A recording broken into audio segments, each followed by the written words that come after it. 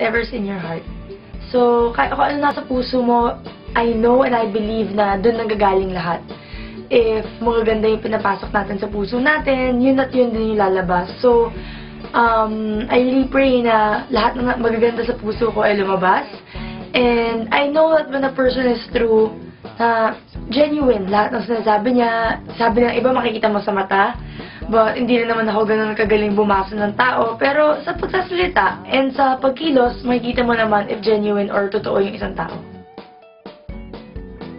Knowing my housemates, knowing kung sino mga kasama ko doon, so wala akong kakilala, wala akong idea whatsoever. Alam ko makikilala ko sila and makakasama ko rin sila for quite a while, so I'm looking forward to it.